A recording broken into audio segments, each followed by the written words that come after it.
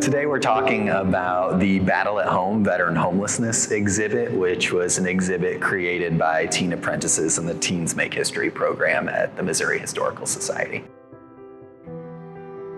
Yeah, a project like this has a ton of different phases. Often when people are making exhibits, it might be 3-5 year process. The teens really started working on this in the fall, so it's kind of an accelerated timeline.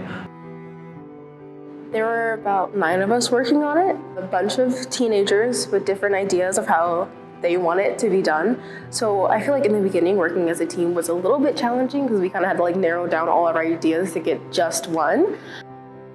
They did research, they contacted organizations like St. Patrick's Center that has done a lot of work with veterans who have experienced homelessness. They conducted oral history interviews with veterans who'd experienced homelessness.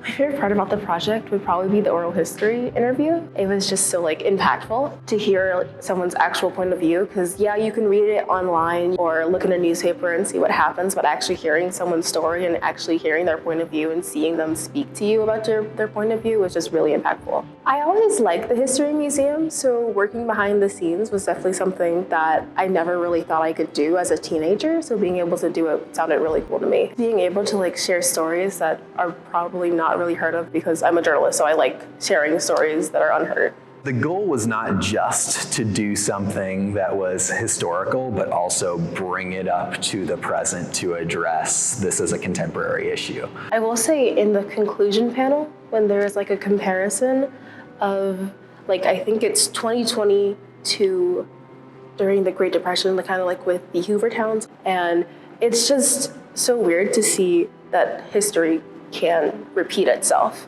And I feel like that's something super important that people need to pay attention to. And just seeing that kind of being compared to, especially since it's black and white, it's you think that happened so long ago, that can't happen now. And now it's in color, it's wow, that happens here, that could be me, that could be anyone. And that people need help and we need to help them. One of the things the teens really wanted out of this exhibit was not just for people to learn about history, but was for people to think about the issue in a local context and what could be done to deal with that issue.